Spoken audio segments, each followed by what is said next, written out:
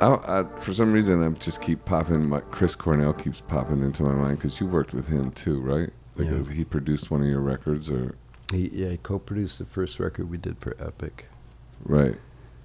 and The Screaming Trees. yeah, How did that come about? came about because his soon-to-be wife was our manager. Oh, I see. And also, I was really paranoid about making a major label record, especially at the time when like hair metal was king. Right. Because this is sort of before Pre-Nirvana. Yeah. And Soundgarden was already out. they were signed. Alice in Chains were signed, and we were signed. Mm-hmm. And And they were kind of like we all had the same manager. Yeah. Which was Chris's first wife, Susan. And they were at sort of the top of the food chain, Soundgarden, right, at the time? Or Alice in Chains was actually. Alice in Chains because was? they were the first band to really hit huge out of Seattle with their first record. They're great. They're the one band that I still would listen to and Yeah. not be depressed. Yeah. You know, from love that them. era. Me Yeah. too. Well, LAYNE STALEY was, one of the best friends I ever had. And What was he like? He's interesting to me, like I just, as a... dude, he was magical. Yeah. Really, really. What made him magical? Just, he had a real mischievous sense of humor, high intelligence, Really? and He's such an interesting character. he's, a lot of this book I wrote is about he and I Really? Really? hanging out. But he was just one of a kind. Mosh. A sort of, not to sound too corny or anything, but sort of otherworldly. Yeah. I get that. He was the most powerful singer ever. Too. Like you'd be standing on the side of the stage and you could feel, like his voice would just go through you, bang. Mm-hmm. Cornell, on the other hand, was probably like the technically greatest singer I ever heard. Mm-hmm. He was really like just hey. I love your dogs anyway. Yeah, it's because you don't have to live with them. Yeah, come on. Come on up here. But both those guys were, real singers. Yeah. Like, I equate those guys' talent with, like, say Freddie Mercury or Rob Halford or, any of the greats from when I was a kid. Mm-hmm. Those guys had those kind of voices. Yeah.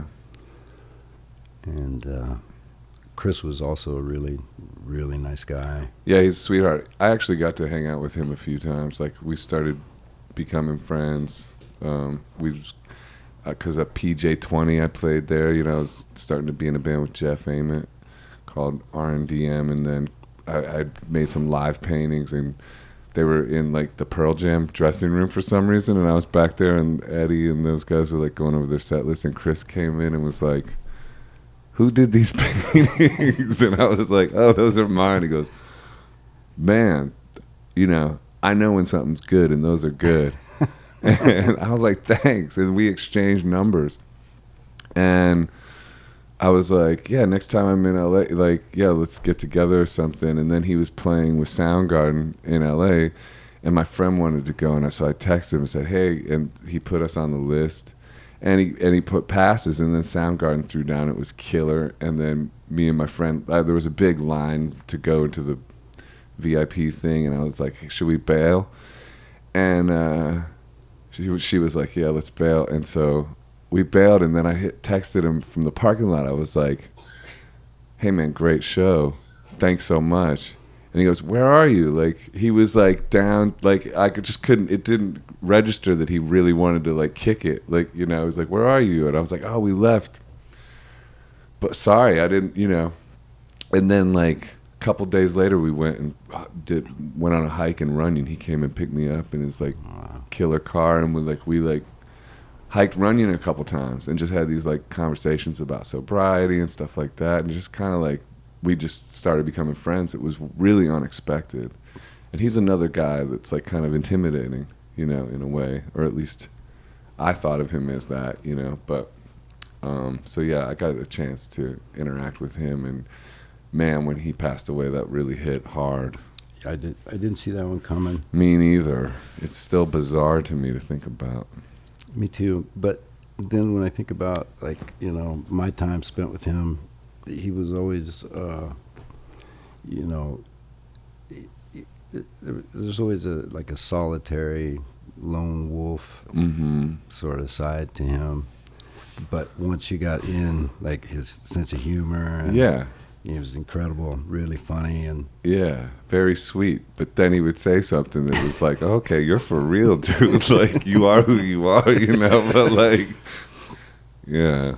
Did you ever collaborate with him musically other than that one time? no, just, you know, he was basically there just to hang out with me, and, you know, sort of like, Make sure you didn't go off the rails. yeah, make sure I didn't tear the house down. Yeah. And it worked, you know. Yeah. Just played basketball every day and just hung out. But he played me like some acoustic demos that ended up being like the Temple of the Dog stuff. Uh-huh. And I was like, man, this is a fucking hit. Right. And he was like, what? I'm like, yeah, it is. Yeah. It just blew me away. It's